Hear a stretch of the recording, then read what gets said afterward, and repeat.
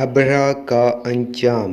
ابرہ کے ہاتھی کو اٹھانے کی مسلسل کوشش جاری تھی کہ اچانک سمندر کی طرف سے ان کی طرف اللہ تعالیٰ نے ابابیلوں کو بھیج دیا۔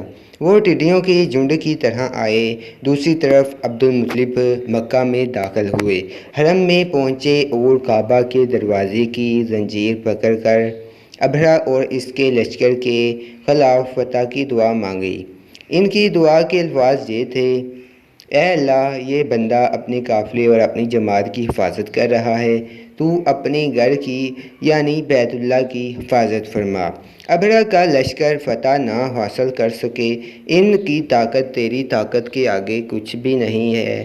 آج صلیب کامیاب نہ ہو۔ صلیب کا لفظ اس لیے بولا کہ ابرہ عیسائی تھا اور صلیب کو عیسائی اپنے نشان کے طور پر ساتھ لے کر چلتے ہیں۔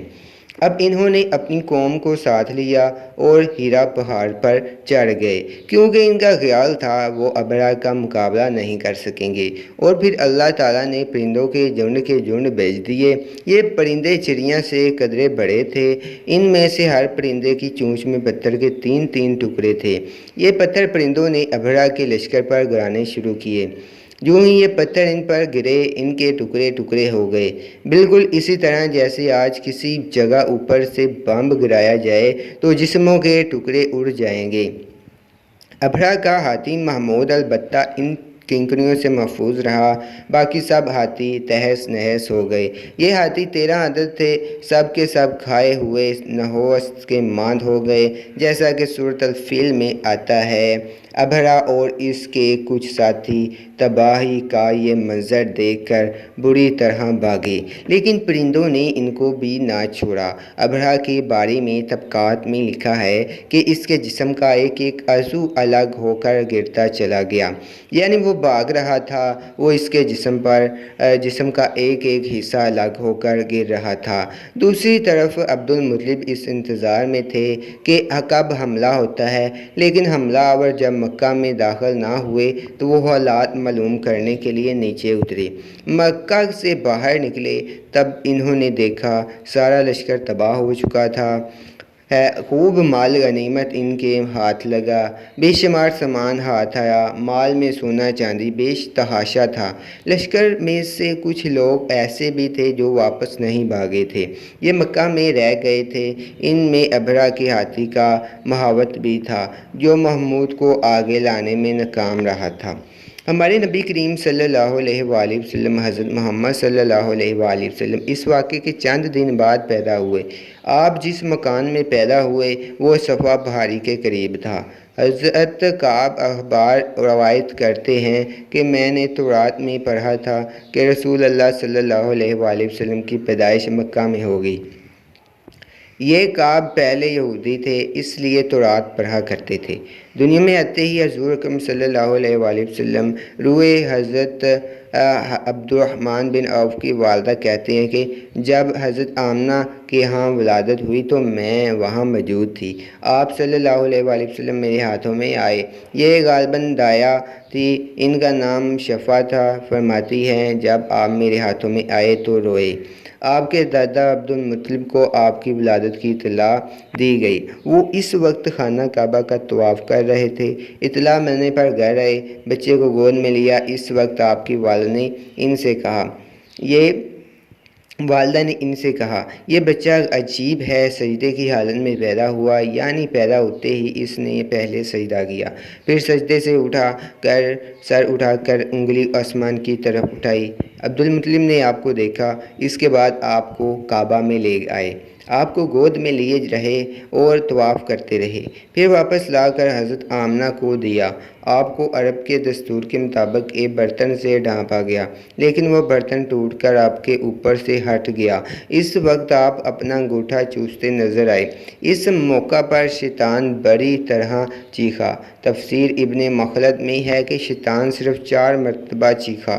پہلی بار اس وقت جب اللہ تعالیٰ نے اسے معلوم ٹھہرایا، دوسری بار اس وقت جب اسے زمین پر اتارا گیا، تیسری بار اس وقت چیخا جب ان حضرت صلی اللہ علیہ وآلہ وسلم کی پیدائش پیدائش ہوئی، اور چوتھی مرتبہ اس وقت جب نبی کریم صلی اللہ علیہ وآلہ وسلم پر سورۃ فاتحہ نازل ہوئی۔ اس موقع پر حضرت حسان بن ثابت رضی اللہ تعالیٰ عنہ کہتے ہیں، میں 8 سال کا تھا، جو کچھ دیکھتا اور سنتا تھا اس کو سمجھتا تھا۔ ایک صبح میں نے یثرب یعنی مدینہ منورہ میں ایک یہودی کو دیکھا۔ وہ ایک اونچے ٹیلے پر چڑھ کر چلا رہا تھا۔ لوگ اس یہودی کے گرد جمع ہو گئے اور بولے، کیا بات ہے، کیوں چیخ رہے ہو؟ یہودی نے جواب دیا، احمد کا ستارہ طلوع ہو گیا اور وہ آج رات پیدا ہو گئے ہیں۔ حضرت حسان بن ثابت رضی اللہ تعالیٰ عنہ بعد میں 60 سال کی عمر میں مسلمان ہوئے تھے۔ 120 سال کی عمر میں انہوں نے وفات پائی، گویا ایمان کی حالت میں 60 سال زندہ رہے۔ بہت اچھے شاعر تھے، نبی کریم صلی اللہ علیہ وآلہ وسلم کی اپنے اشعار میں تعریف کیا کرتے تھے اور دشمنوں کی برائی اشعار میں بیان کرتے تھے۔ غزوات کے موقع پر اشعار کے ذریعے مسلمانوں کو جوش دلاتے تھے۔ اس بنیاد پر انہیں شاعر رسول کا خطاب ملا تھا۔ حضرت کعب احبار رضی اللہ تعالیٰ عنہ فرماتے ہیں کہ میں نے تورات میں پڑھا ہے کہ اللہ تعالیٰ نے حضرت موسیٰ علیہ السلام کو ان حضرت صلی اللہ علیہ وآلہ وسلم کی ولادت کے وقت کی خبر دے دی تھی، اور حضرت موسیٰ علیہ السلام نے اپنی قوم بنی اسرائیل کو اس کی اطلاع دے دی تھی۔ اس سلسلے میں انہوں نے فرمایا تھا، تمہارے نزدیک جو مشہور چمکدار ستارہ ہے، جب وہ حرکت میں آئے گا تو وہی وقت رسول اللہ صلی اللہ علیہ وآلہ وسلم کی پیدائش کا ہوگا۔